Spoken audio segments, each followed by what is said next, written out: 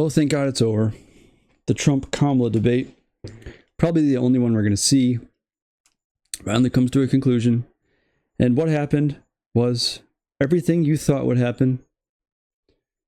So I'll recap that in a minute here. This is Join or Die. I'm Dr. Jesse Roberts. Thanks for tuning into my podcast show video thing. It is September 11th, 2024. One must think back to that fateful day. I was 14 years old. I remember it very vividly, telling my kids about it today.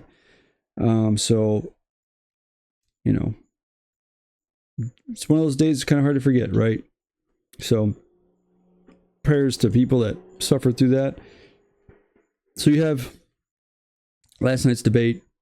You have things going on with Haitian immigrants, apparently. But today is September 11th, so I wanted to start off with brushing on that. Oh boy, I have a kitten outside my door having a meltdown. So first of all, I don't know how you feel about snakes. My wife, who is a vet student, is a collector of animals, and she likes snakes. I don't care for snakes very much. And in our small current living situation, we had to move someplace close to school. We don't really have a place to keep her snake. So it lives on top of my desk in a big cage. And at night, it comes out and creeps around the cage. Now listen, I am not a snake fan. I don't hate them. I just like them to stay away from me, kind of at a distance. This snake is slithering around, and it kind of creeps me out a little bit. Because out of the side of my, out of my peripherals, I can see the little snakehead noodling around up there. It's a little weird. So, what happened? I know everybody has that memory of what happened to them on September 11th. I remember it very vividly. It's interesting you'd always heard the elderly people speak about, they always remembered where they were when Japan bombed Pearl Harbor in 1941. And that is obviously September 11th is my generation's similar moment. I remember being home from school. It was either Tuesday or Thursday. I want to say it was a Tuesday, right? I'm not for sure. I remember the day of the week. It was either Tuesday or Thursday. And I remember my mom calling me, saying, hey, like I was sleeping. She said, hey, plane just hit the World Trade Center. I was 14. Honestly, I didn't even really know what the World Trade Center was. I remember watching it. I sat down, flipped on the TV, and it was right when the second plane hit. And wow, what a crazy day. A crazy day that changed this country forever. To the point now you are reaping the repercussions of the United States retaliation to this day. And what did they use 9/11 as a linchpin for? Well, it wasn't immediately like, hey, let's go get the guys that did this. No, it was let's invade Iraq. And it also led to the larger surveillance state we currently live in. And all the neoconservative policies that were finally put in place that have led us to this moment now where this country is completely falling apart. It's really quite fascinating that almost immediately after 9/11, literally the next day, there are stories of people in the Bush administration walking in to hear discussions about the invasion, talking about invading Iraq. This is the moment to do, and it's like, what does this have to do with anything? This is something I talk about a lot. Neoconservatives completely hijacked the Bush administration, and a lot of them were hell-bent on making spreading basically the Wilsonian idea of spreading democracy worldwide, and this push for American hegemony throughout the world in our type of democracy. They wanted to have a foothold in the Middle East. They knew that they'd already missed their opportunity in the Gulf War to take out Saddam Hussein. They tried to push Clinton to do it in 1998 again. Finally, they had their opportunity to do so.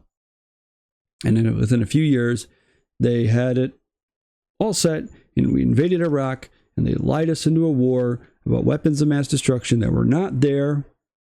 And guess what happened to all the people that did that? They got to keep their jobs. They got to continue to hold public office. They got to continue to do things. In fact, several of them are still holding office today. It's a very incredible thing. So, the neoconservatives were a falling out of basically the old. They were former like Marxists, Democrats, etc. that did not like the George McGovern New Left type thing, so they wanted to have a more hawkish policy towards the USSR, and they founded their own movement.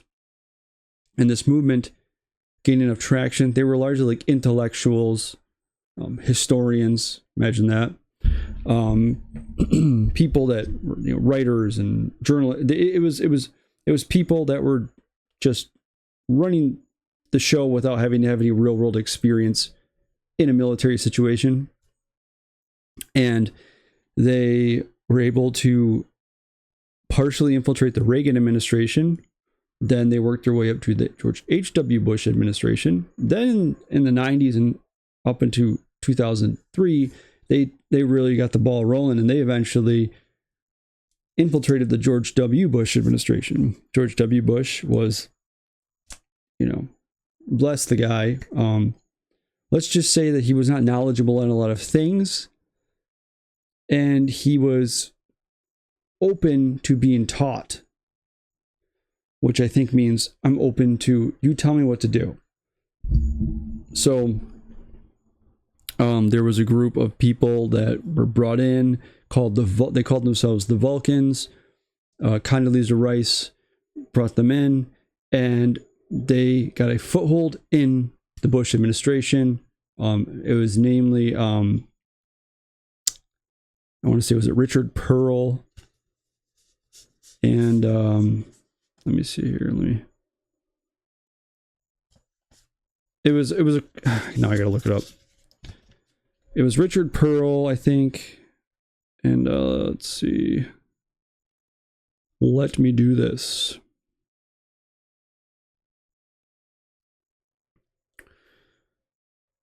It was Bush's, his advisory team.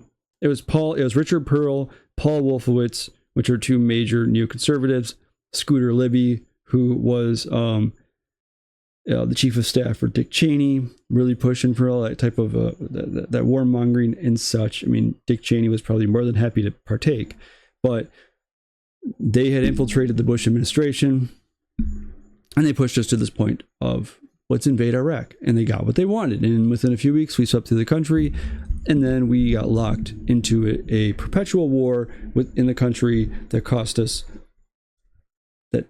thousands of people their lives, Americans and Iraqis alike, and it cost billions of dollars, and it's led us to this point now where we are, and then of course the debacle with Afghanistan, and here we are today. Those same people have now infiltrated, are now part of the Democrat Party.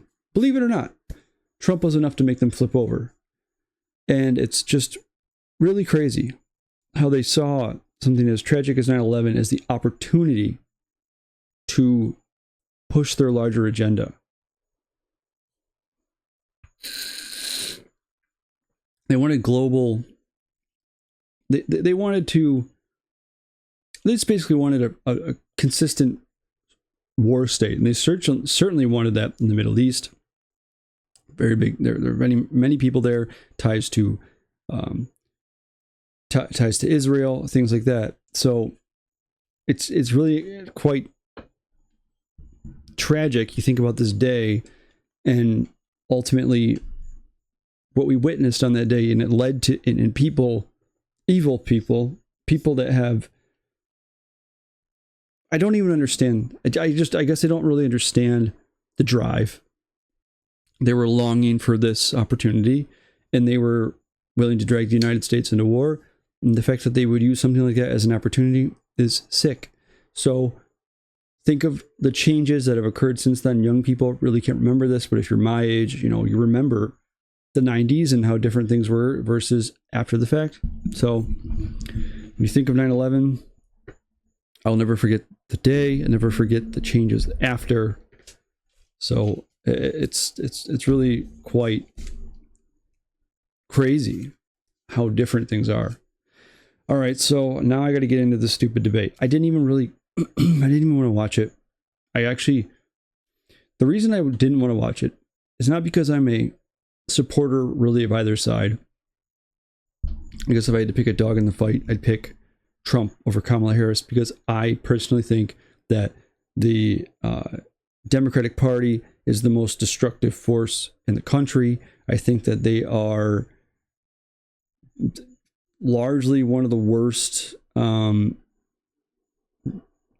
They're largely going to continue to be the most destructive force in this country, and they push for the most horrific policies. There's all sorts of problems, okay?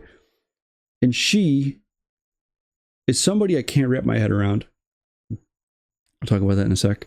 Where with Trump, it's like, probably won't be as bad as her, probably won't do anything, but let's just let's just not do another whatever this current administration is. So that's where I'm at with it. And I just didn't even want to watch it, because it was going to piss me off royally, because you already knew one side was going to get preferential treatment. And me saying that is the understatement of the century. Okay. But my take on Kamala Harris is, I don't understand why she's doing this. Why is she running for the presidency in the first place? She seems politically ambitious, but doesn't have any real idea of what she wants to do, or why she wants to run for the presidency, or why she wanted to run in the first place. People like that are terrifying when they're that ambitious, especially politically enough to run for the United States presidency, one of the most powerful leadership positions in the world, if not the most powerful, with no real plans, and everything that she's basically just kind of recycling a lot of the Biden administration's future plans had he been reelected. And that shows that she has no real interest in concocting her own policies. Why would she want to be the president then, with no real plans, no real purpose, no real overarching desire to make America look like X? She can talk about things like, oh, I want to help the middle class. I want to fix things for people that don't get the same opportunity, blah, blah, blah, blah, blah, that stuff. All right. I don't believe it when I hear her say it, and it just sounds forced, and it sounds like pandering, and it just sounds completely scripted, which it is largely. And I think that with her, what's terrifying is that she is so politically ambitious, she's willing to go through this process. And back in 2020 or 2019, I guess, she ran for the presidency after being a senator, which she was a pretty radical leftist when it came to her Senate career, and didn't really get anything accomplished. So kind of a failed senator. Failed senator who was a failed presidential candidate, didn't even make it to the first the Iowa caucus. And then she drops out, and then she becomes vice president, and then she's thrust into this role. It's like, what is the point? Why is she doing this? Since I'm not geared that way, I can't fathom just being power hungry for the sake of being power hungry. I don't get it. So that's neither here nor there. But I'm just saying, I don't understand her. I think that's what makes her a much larger threat. Donald Trump was president already, but he has historically been very pro-America throughout his entire life. And there's plenty of past interviews of him, past, just any content about the guy. And he was always very much, he always felt like America was getting duped. He always felt like America was getting screwed. He always pushed this type of narrative. And it's easy to see why someone like that would run. He'd actually been asked several times before, why don't you run? And he said, I'm not interested. I like what I do. I'm not interested. And then he runs and he turns into the probably the most demonized person in American history. One of the most demonized people in world history. Her, you don't know much about her at all. She's come to this point with no real drive or desire to do anything. So last night, the debate really showcased how lame of a candidate she is. Now, Trump had to do one thing. Coming into this debate, he had to just move his own ego out of the way. That's all he had to do. Don't let them trap you. Don't let them talk you into defending yourself. Don't let them talk you into, your insults, and just don't do it. Don't do it. Keep a cool head. And he fell for the bait every time. Look at the dude. See this right here on my face? That's a mosquito bite. Look at that thing. My goodness. I'm like sitting there looking at that, and it's massive. My son was at football, so I was standing outside and getting swarmed by mosquitoes. It's September, and it's like, we're nearing that end, but it's still mosquito season. Of course, it's like 80 degrees every day. This past weekend, we had like that 60-degree day, and it was such a nice, it falls here, and then just kidding. This is how Michigan weather works. Now, back to my talk. So he had to just don't fall for it. Just don't buy it. Don't take the bait. And then he would take the bait. And they rattled him. And it made it so that gave them the narrative they wanted this morning, writing about, Trump lost. Trump was rattled. If anybody should have been rattled in this debate, it was her. But she knew exactly what to do. Seems kind of like a move that certain types of people know how to push your buttons. If you've been in an abusive relationship before, you know what I mean.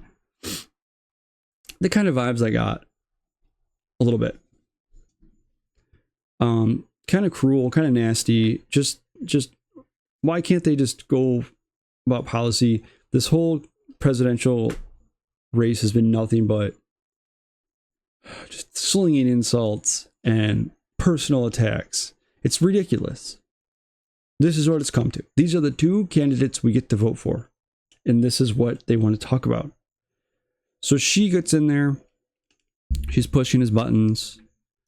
He doesn't really get going. He could have done so many things. He could have done so many. He could have pressed her on knowing that the current president of the United States of America is basically brain dead and covering for it, but didn't press her on that. Didn't press her on, hey, listen, you're the current administration. Why don't you do things now? I know he did that in his closing remark, but or his closing statement, I guess. But that doesn't, it's like you had your opportunities, but instead you got cornered. She attacked you on your rallies. Just don't even give in. But the problem is that's who he is. He's a showman. He's an egotistical showman. His whole life he's been that way. He can't help it. He can, but that's just the synapses that he's created in his brain say, when somebody says something like that about me, I have to defend myself. I was thinking about this too, do you remember 2016? He was a complete dark horse of a candidate. The establishment wanted Jeb Bush. Instead, America got Donald Trump. Donald Trump basically campaigned using social media. He was on Twitter. He did, by debating, he destroyed people through this ability to just instinctively know what to say or do. It doesn't even matter if he was telling the truth or not. He just was able to like, remember low energy Jeb, like, then once he said that, that's all you could focus on, right? Talking about Jeb Bush, that's the kind of thing that he was good at. And I think a lot of it is now and even when he was running for the Republican presidential ticket, then it's not like he was the major candidate. I never would have thought in a million years the guy was going to win. I don't know what kind of people were advising him, but now he's a major candidate. He is probably the front runner. He's the face of the Republican Party. He's going to have a lot of advisors telling him what to do. And you know what he's thinking is, well, last time I did this on my own. Last time I was basically winging it, and it got me the presidency. I didn't need an advisor to tell me what to do. So he's torn between listening to advisors, and it could be knowing him. He could have a staff full of advisors who do not have his interests at heart at all, and he could listen to them, or he could go with his instinct. And his instinct is, I'm going to insult you. I'm going to try to dunk on you. Which he probably could, because she's like 5 feet tall and he's 6'3". He probably could shatter a backboard over her. Nice dunk. But he just decided to go with, well, this is how I did it before. But before you were in hostile territory back in 2016, but you were also, this is a completely different situation. The people that are running this, the moderators, they hate your guts. They openly hate your guts. You're walking into one of the probably the most biased of the networks. You're in a scenario, you're gonna lose, because the moderators were just fact checking him all night, not fact checking her. She did all sorts of blatant lies. Doesn't matter. He's the only one that lies. I see this a lot from the Democrats, well, the supporters, where they say, oh, he does his lie. All Trump does is lie. I can't stand it. All he does is lie. It's like, really? I've seen you say 1,000 times that he called white supremacists very fine people. And then he called dead soldiers suckers and losers. And that he, whatever, you name it. All the continual, that he smoked or he tear gassed people to have a photo op. He mocked a disabled report. All these things that they still perpetuate. It's like they lie all the time, and they're telling you he's the biggest threat to democracy. He talks about how he wants to be a dictator. Like, all this stuff is just fear mongering and lies. They lie all the time. Politicians lie, but this is like, they lie at another level. I know I harp on this all the time. If you want to see lying in action from Kamala Harris's campaign, go look at her campaign Twitter account or X account. It's all lies. They cut up these videos, they'll put a caption up. The caption does not match what's said in the video, and people believe it by reading just the caption. They don't actually watch it. It could be an 8-second clip of nonsense. They lie all the time. They said last week that JD Vance just said that, what happened in Atlanta at that school was just a fact of life. Like, he brought just a fact of life. That's what they said. They said that he said that, which is absurd. You just don't do. You can't just lie about things like that. No matter how bad you think a person is, like, whoa, that's. Listen, there's a point when it comes to even a presidential campaign where you kind of got to pump the brakes. And so they both lie. But they were only fact checking him. Listen, the guy blows stuff out of proportion. He says things he shouldn't say. He does, and embellish a lot. He does, you know, it's hard with him. It's hard with him because it's not always just a blatant, flat out lie, but he'll take a tiny morsel of truth and he'll build it into this big pyramid, where most of the pyramid is just BS, but it is based off the truth. And it's like, that's where they're coming from, or that's where the, you know, he's a liar or whatever. It's partially there, but the other part of it is it's just like, you know, saying he constantly lies. It's like, just stop doing that, dude. Stop making up crap. Like the thing he said last night about how the Haitians in Springfield, Ohio are eating people's pets. You can't verify that. You don't know if that's true.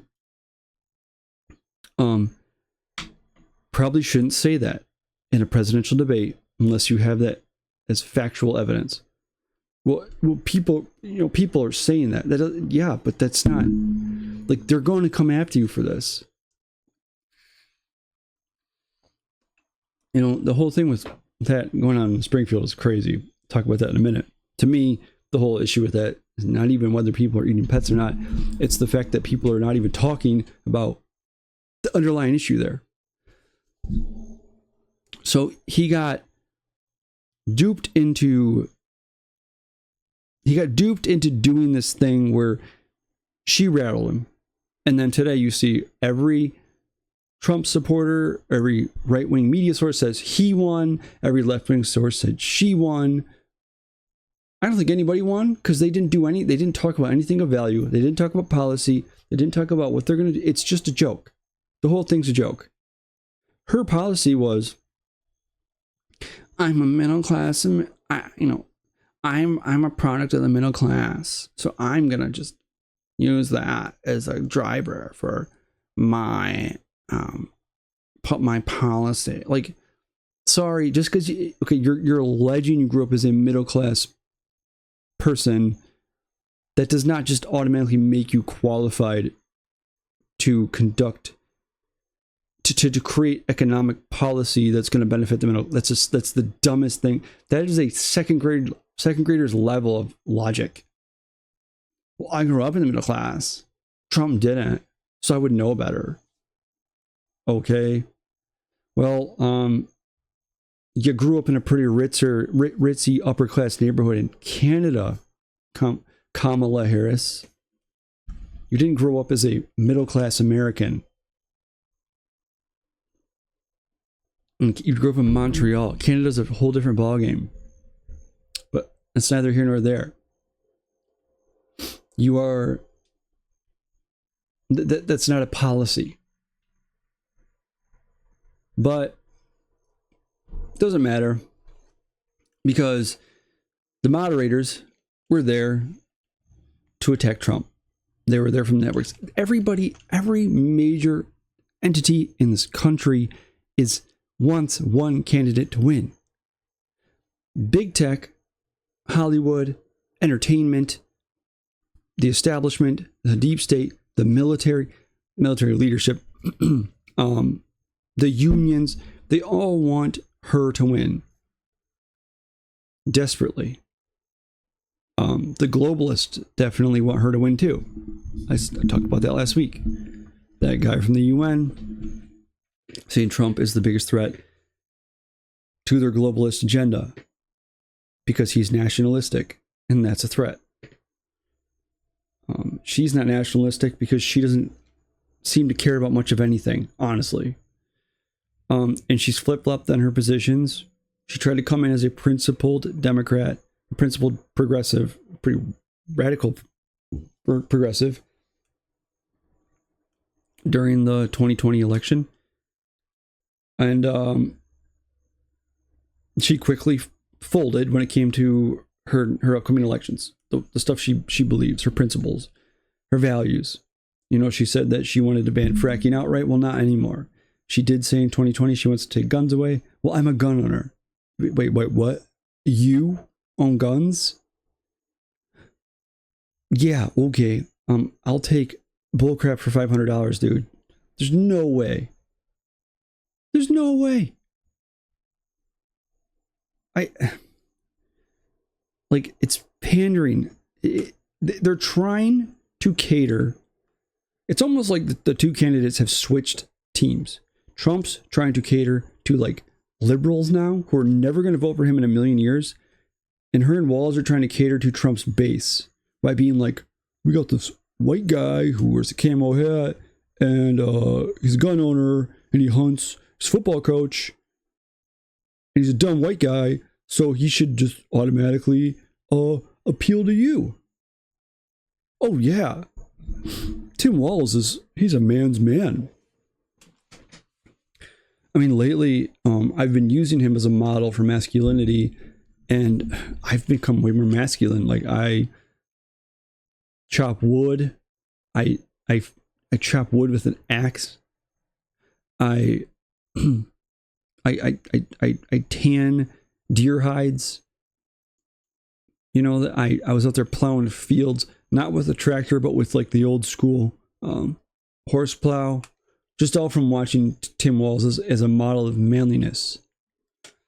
That guy is my masculine idol. It's unbelievable, though, that Trump last night even bothered to do this debate. Now, I knew he had to do it because they would say he's avoiding her. And it's like, it's a lose-lose situation. She'll never do a debate unless it's going to be on those friendly terms. And, you know, there's a few stupid narratives going around. First of all, I already wanted to say the middle class thing from her is very annoying because she's not a middle class. So this is from Breitbart. She's running for president in a political moment when victimhood is currency. VP Harris paints herself as being brought up on the streets, complete with fake accents as part of her bit. However, unfortunately for that narrative, the politics editor at Breitbart News happens to have grown up in the same neighborhood as Harris. The same neighborhood Harris lived in from when she was 12 to 18, and can report that calling herself middle class is definitely a stretch. On Labor Day, Harris put on one of her myriad of fake dialects to address a working class crowd in Detroit, Michigan. However, it is virtually impossible for Harris to have organically adopted that accent or code switch, as the propagandists at the AP refer to it, given that not only did she not grow up anywhere near the working class, she actually grew up in one of the most upscale enclaves in Canada. A Commonwealth nation with distinctly non-American English. When Harris was 12, she left Berkeley after her mother was hired to work with McGill University doing breast cancer research at Montreal's Jewish General Hospital, the hospital in which I was born. Local doctors described her mother as a pioneer. The neighborhood that she grew up in is called Westmount, a majority English neighborhood in the French province of Quebec. She would have definitely experienced segregation living there, but not the kind she has claimed in the last few years to have lived through in her bizarre, mostly made-up origin story, in which she claims to have been of a modest background and somehow had some sort of involvement with the civil rights movement. There is no racial hostility in Montreal. Some racial political discourse has been imported from America in more recent years, but that would not really be a part of the cultural awareness of her experience of someone who stopped living there before 2020.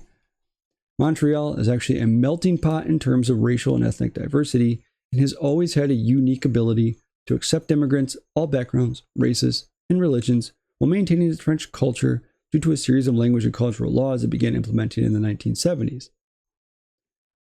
The only segregation she would have experienced would be economic segregation, as Montreal is the most economically segregated city in Canada, according to a study from the University of Toronto. In that city, Harris grew up in the poshest neighborhood, which at the time she lived there, it was not only the nicest neighborhood in Montreal, but was the richest one in all of Canada, far from the struggle of the streets. Harris now purports to have been down with. This is the street Harris grew up on. These homes list for a minimum more than 1 to 2 million Canadian, 750,000 to 1.5 million US dollars. So there you have it. This is her middle class upbringing in one of the nicest, wealthiest neighborhoods of Montreal.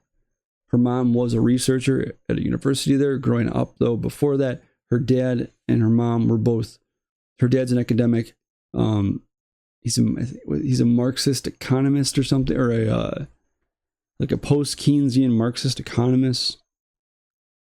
Her mom was a biomedical researcher, and so she grew up with educated parents, and they were from the California scene, so kind of disconnected from much of the other parts of the world. I don't think that she's very relatable, and she's not very likable. I noticed that when you watch her, I can't listen to her talk. I can't listen to her in interviews, in videos. I can't watch the cringe fake thing. It really hurts for me to watch that. I just can't do it. I can't stand it. And the facial expressions, the whole trying to be like the assertive woman thing, it's only going to appeal to a certain group of people, okay? And it's not going to appeal to the people you're trying to win over with Tim Walz. You can discern what I mean yourself. But she just seems fake. Obviously, the laughing thing was always fake. The accent thing is fake. The facial expressions were really overdone. She seems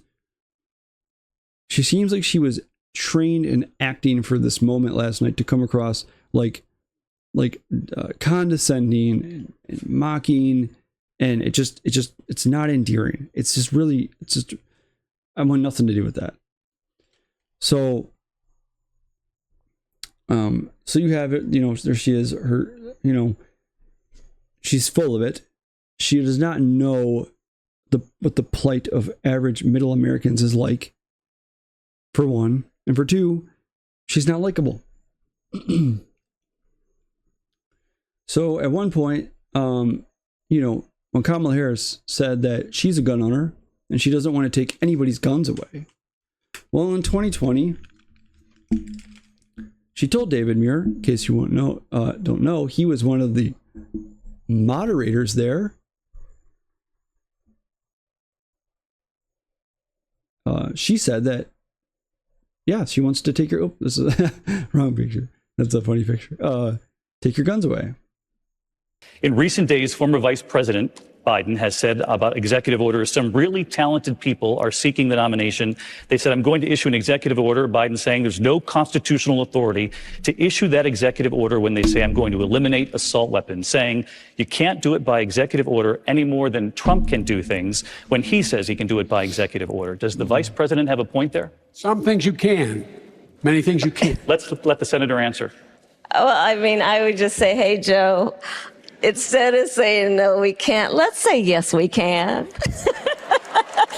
Let's be constitutional. We got a constitution. And yes, we can. So there you have it. That's just part of it. It's interesting how much more with it he seemed even then. And there were other clips of her saying that she would institute a mandatory buyback for assault weapons. Those AR-15s, scary assault weapon, assault rifle. So she says there, well, screw the Constitution, Joe. Well, we have to be constitutional. Well, then we can still do it. We can still do it. Let's have that you can do it attitude for destroying constitutional rights. Sounds like a gun owner to me. Gun owners don't talk like that. They just don't. Gun owners do not have any illusions of having complete gun control and confiscation of guns. Okay? It's just not gonna. The reason I say that is responsible gun owners are far more familiar with guns to the point where they know that, hey, I'm not just going to randomly commit a crime with this. And if I give my guns away, the people that don't abide by the law that will randomly commit a crime with this will be the only ones that have them. That and the authoritarian thug squad of called government will be the only other people to have guns. No, thank you. So somebody who owns guns does not talk like that. They don't say, oh, well, we should just screw it. We'll just take your gun rights away. You're not a gun owner. You're full of it. Give me a break. Well, you probably own like a freaking blunderbuss, or like a freaking Kentucky rifle somebody like passed down to your husband or something that sits up as a freaking wall decoration. You go to shoot it, it just blows you back. What a joke. What a joke. Just blow your whole shoulder off with your freaking pirate gun. Look, I'm a gun owner, okay? I'm gonna shoot down a helicopter with my pirate shotgun, with my blunderbuss. Oh, brother. So the debate, when all was said and done, the moderators really helped hand it to Kamala Harris. Will it affect the outcome of this election? I really doubt it. Listen, I know the whole point of these things is to appeal to the undecided voter. How many people are undecided voters? I don't know. I don't think I've ever met one before. I know people that are like, I'm not going to vote. This is a joke. I'm not doing this. Or I've met people that, in previous elections who had been undecided, but like this election, I mean, after the last few years, it's like you can't come up with the candidate you want. Sure seems a little weird. So I don't know. I'm not buying it. I'm not buying it that there's so many undecided voters out there that this appeals to them. I think that whoever's going to vote for Kamala Harris is going to vote for Kamala Harris already. Whoever's going to vote for Trump is going to vote for Trump already. And I think that that's where we're at. I think that you're not going to change a whole lot of minds with this whole ordeal. And if anybody that has a brain was watching this, they could see that it's unbelievably biased toward one candidate, and that there's no way around it. It's unbelievable. So now there was a narrative or a stupid thing going around that I'll show it to you here, that like this stuff is really annoying. Let me pull this up. All right, so there's this story going around that Kamala Harris was wearing this special earring. And the special earring, I wish I could see it bigger. It's this big bulbous earring. And according to some pro-Trump people, they resemble something called the Nova Smart earrings. Okay, this is what the Nova Smart earrings look like here. This is what she was wearing. Okay, somewhat similar. I see the bulb, I see the thing, but like, please just stop. Please stop with this stuff. This is the most frustrating thing about I think this is the most frustrating thing about people that want to go after the establishment, which I'm all for, and after the government, because screw the government, screw the establishment. Like, I am a libertarian through and through.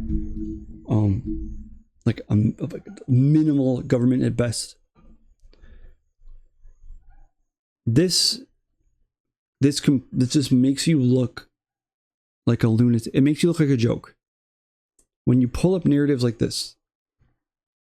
This happened in 2020 during the election. People were saying, and like, just the most crazy, like just this blatant election interference that was happening. In terms of like major cheating, right? So say major issues with like machines and things like that, where you had plenty of things you could point to that were really happening that really gave off the impression that things were not being done fairly. Okay? Real things that happened, like the universal mail-in, look at all the mail-in ballots. Look at the Hunter Biden laptop story. Look at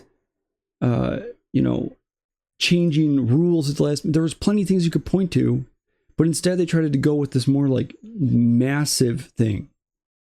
And it would have resonated far more if they would just point out the more obvious things that people could see. But you focused on other things, and that immediately just debunks. It just immediately makes people dismiss you. Whether that's right or not, it doesn't matter. That's just the way society works. People like to pretend in this country like we have order. Like things are not being done like that. People like that are stupid. It's like people that are just going to be in blatant denial and say that, oh no, they're not like with the Secret Service thing with Trump's assassination. Well, they just screwed up. I think it was just an honest mistake. Really? You think there's that many coincidences? There's lots of people out there that just don't want to hear it. They want to hear like things are. They want to watch the news and think the news is telling them the truth because the news cares about them, and the news is the authority in news. They don't want to accept that the news will just blatantly lie to them. And I think that's the case with the election. So when you come up with things like that, it's just people dismiss you. But if you point out the obvious things, you're going to get far more play. Okay, look at this election, or this debate. All right. This debate was originally pegged with certain parameters to aid Biden, who is suffering from dementia, to have a debate. There was not going to be a crowd there. They were going to have muted mics. They were not going to allow notes. It was going to be all sorts of things that were just, they were there to appease his camp. And she got to take advantage of those, except for the muted mic thing last night. But, and it had to be on a network Biden wanted. So this got to be on a network that she wanted. She was only going to do it if it was on her network. And she was walking in to a debate where the moderators were openly hostile to Donald Trump, had said things about him, showing their open hostility, their open dislike of him. They were fact-checking him, not fact-checking her. The whole thing was like, Trump, you're an awful person. Why don't you tell us why you're such an awful person? And then he'd be like, well, I'm not an awful person. Madam President, or Madam Vice President, Trump's an awful person. Tell us why you think he's an awful person. You know, it's like this type of thing where it's just, there's no, it's so blatantly biased. And you need to point out, you need to come up with this idea that she had an earring with a microphone in it. Or, an earpiece in it. Like, seriously? Then you just look stupid. She didn't need to have that. What, they were going to feed her answers? She didn't have to answer any questions that were hard. It was just another softball, and she had the network on her side and the moderators on her side. She didn't need that thing in her ear. And they prepped her ahead of time. She knew exactly what was going to happen in there. You think she needed a little earpiece to have people inside of some dark room, with the laptops talking to her? No. It doesn't matter. She lied about so much crap up there and didn't get fact checked once. That's just how it was. And he got fact checked on everything. So don't do this conspiracy crap. Point out the truth. Point out the blatant reality. Point out the stuff that people can actually see. Not this. Not this earring that it's like, just stop. Stop. It's stupid. You're not helping your cause. All right. Before I jet out of here, I wanted to briefly brush on what's going on in Springfield, Ohio. Now, of course, everybody's been hearing about Haitian immigrants, and there are stories about animals being eaten. So these are people that have come from the poorest nation on earth. Why don't you do some history research? Look up Woodrow Wilson in Haiti and understand why Haiti went down the road of complete destruction. Thank you, Woodrow Wilson, the Democrat president. So, these Haitian immigrants, they're under a protected status. They are brought to Springfield, Ohio. And these are people that live in just conditions you can't even fathom. Okay? They come here in this very prosperous nation, especially compared to what they're used to, and they end up living like they do back home. They're trashing neighborhoods. They are, these are people that struggle to feed their families, and now they're like, oh, there's food. So whether they're eating ducks or not, or geese or not, or whatever, or cats, there are apocryphal accounts of that happening. There are 911 reports, things like that. I'm not going to say one way or the other. People want to use this as an opportunity to demonize Donald Trump and demonize JD Vance because of their comments surrounding the pets being eaten things. Trump brought this up in the debate last night, saying like, look at this is a sign of the Biden-Harris administration.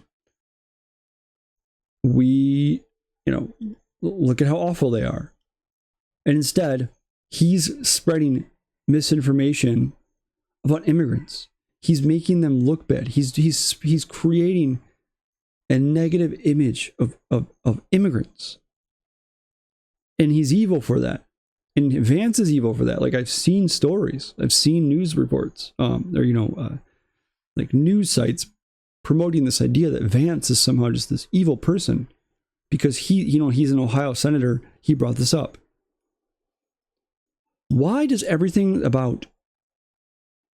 turn into just demonized Trump?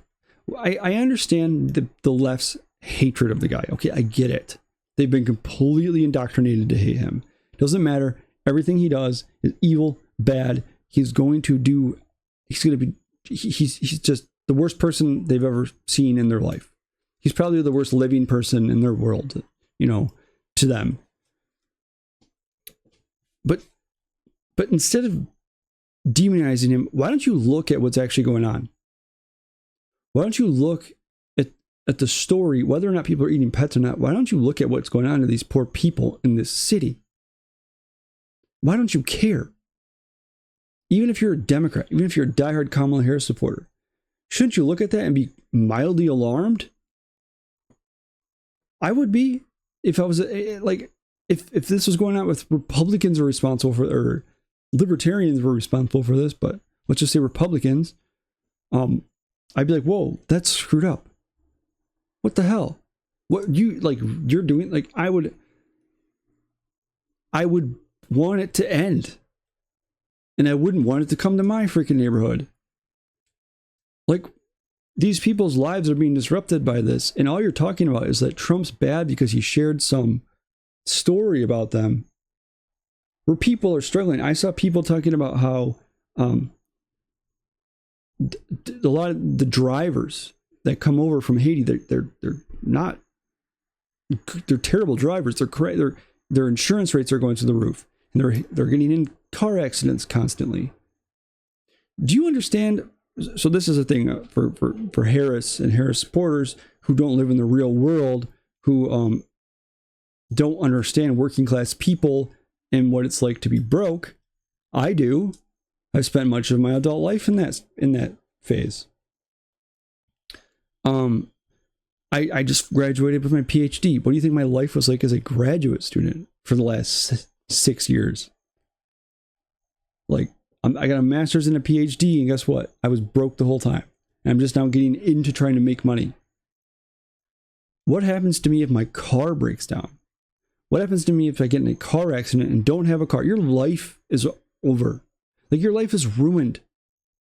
If you're driving to work and you have no money and the service engine light comes on and you're living in Joe Biden's economy, you can't afford to feed your family, you can't afford to pay your rent, you can't afford to pay your bills, and you're like, cool, now I have to pay $800 to $1,000 to get my car fixed. So that's detrimental. It's catastrophic. You can't take the kids to school. You can't go to work. You can't do anything without a car in the United States of America, for the most part, unless you live in a big city that has, what things are within walking distance. We're talking like rural America or middle America, or the Rust Belt, wherever you want to talk about. Like Springfield, Ohio. Okay, they can't live lives without cars. And that's probably, a lot of them, it's the only car they have. And you have these people smashing into their cars. So not only do they have to pay an assload of money to get their car fixed or buy a new car, they have to pay far more for insurance. That's another added expense on top of the insane amount of money it costs to live. The Heritage Foundation, yes, the dreaded Project 2025 people, created a calculator. You can see the difference between, like, you can say it's a budget type thing. You plug in, this is how much I spend on all these things, so it's itemized. Now, how much has it gone up since 2019, since 2020? Like, I'm spending $1,000 a month more now than I was in 2020. Around the same amount of, like, I spend, I'm not buying, I'm paying for the same things, same services, but groceries alone has gone up more than double for me. My family size hasn't grown. We're cutting back the best we can. That is how much the cost of living has increased under the Biden administration. Now, yeah, that is partially Trump's fault, because Trump decided to try to save us from the economy crashing by printing trillions of dollars, when he should have just pushed to keep the economy open. The global economy should have stayed open, but that didn't happen. So he printed all this money, and yes, inflation is from that, but they're not slowing their spending. They came in from day one and just had a bunch of terrible policies that immediately made life more expensive. Gas is more expensive. Food's more expensive. There's a shortage of workers. It's not this amazing, we created all these jobs type of thing. No. There are places that cannot find help. They can't find good help. Places that now can't afford to pay employees to work there. It's insane. And you have these people in a town like Springfield, Ohio, that have to deal with this. I can't afford to fix my car. I can't afford to buy a new one. I can't afford new car insurance. It's 25% more expensive for me to live. What am I supposed to do? I'll figure it out. The city council will hear you out. We don't really care, though. But you know what? Vote Harris in the election. It's just, why is that not the underlying issue? Why do people not talk about that? When people talk about the stress this is on these poor people, whether you're poor or not, I'm not saying like poor people as in like a poor person who doesn't have any money, like poor, like I feel sorry for you, poor people. Like it's just tragic. Your life's being uprooted by this. Your town. Unless, I know people that live in big cities, it's like, oh, I'm very prideful of my town. Like, New York's the best city, it's the center of the world, or, LA or whatever. But if you grew up in a small town like I did, or you live in a small town like I do, you have pride in your small town. It's a nice small town, right? Like, this is where I live here. I love to live here. And if this happens and something happens where people come in and trash your town, it pisses you off. So where I live was named one of the best downtown. I think it was named the best downtown in America for 2024. And almost immediately, this was before summer, it became insanely popular to come visit downtown where I live. And we have a really nice farmer's market on Sunday. It's a really beautiful town. It's a very nice town. It's a very old historic town. It's cool. I love it as a historian. It's beautiful. But we would be now, because of the stupid article, we're swamped with people. It's great for business, but they come in and they just trash it. There's garbage everywhere. trash bins are overflowing. It pisses you off. Imagine how you'd feel if you're one of these people that live in Springfield, Ohio, and you have to deal with this situation. And nobody cares. Instead, they care about whether or not Trump said something that was hurtful to those people that are living in this city that have been, given this exempt status. These people are doing their best to take care of them. What? It's just like the assassination attempt. Whether you hate the guy or not, don't you kind of want to know what the hell happened? Why there were so many screw-ups? Why somebody tried to kill him? Don't you want to look at that as a sign of, hey, wow, look at what we've come to as a country? No, you don't care about that. Instead, you think that he's lying about getting hit by a bullet, whether he was hit in the ear, or whether he did it himself, or was staged. Journalists say that. Joy Reid. Isn't it weird? Why did he get 9 seconds to stand up and take a photo? Shut up. Shut up. Like, you're the journalist. This is what you care about? You don't care about anything else? You don't care about the fact that there were 5,000 freaking just coincidences that happened to let this happen? Like, what a joke our journalists are and our media. It's just a complete disservice to the American people. These are the people that are supposed to hold our government in check. That's why we have a freedom of the press and a freedom of speech, so you can write about your government and talk about what a piece of crap it is and to call it out.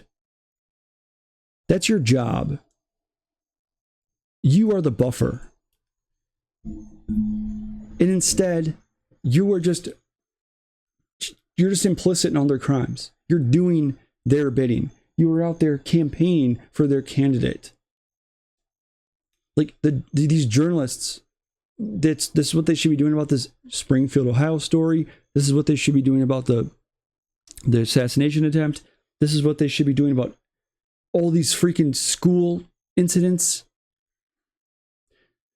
Do you think that this is the stuff going on in these schools is because guns are the problem? I'm sorry, but if you think that, then your IQ must be 50. Look at what this country is like. Look how divisive things are.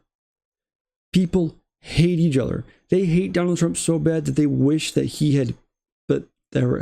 that attempt had been successful. I've heard it. There's people out here that just, especially like these leftists, man, they hate Trump supporters. They hate them with everything. They foam at the mouth. They hate them.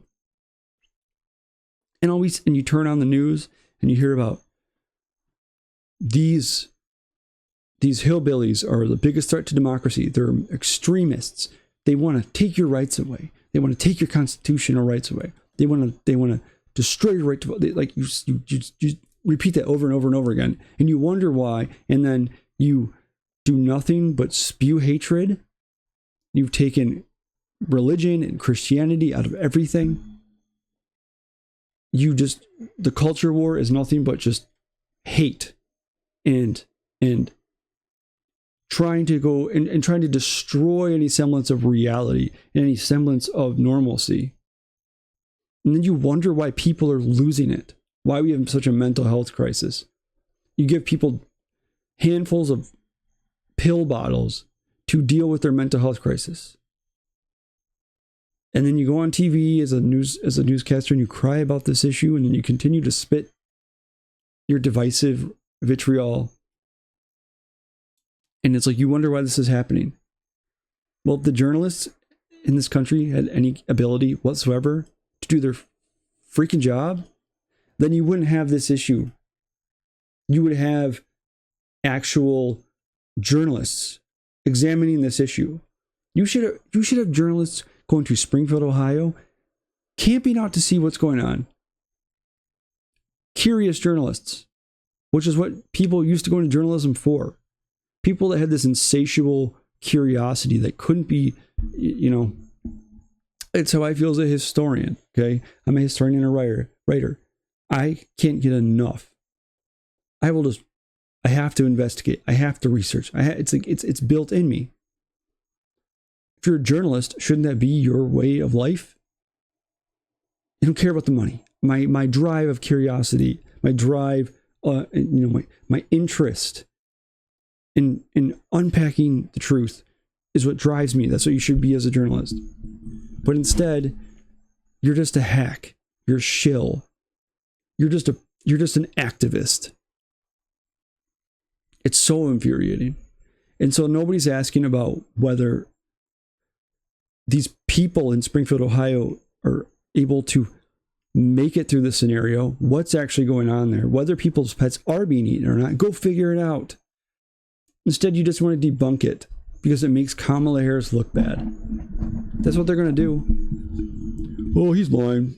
Kamala Harris is just, they just want to make Harris look bad. We can't let that happen.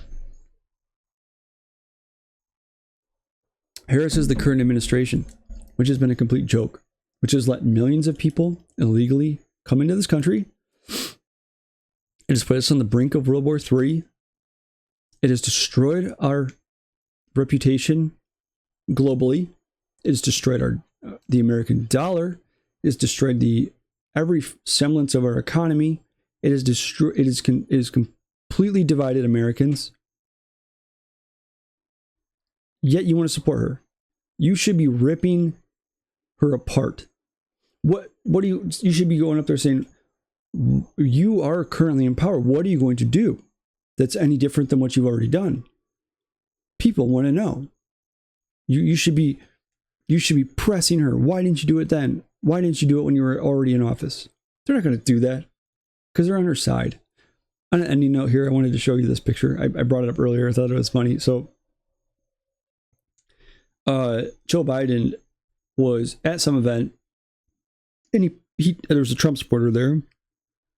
So as a joke, he put the Trump hat on. Well, guess what? The left is losing their mind. It's a joke. You know, I often wonder about Joe Biden, whether if he had a spine, would he be doing the Obama divisive thing? Would he be pushing people apart?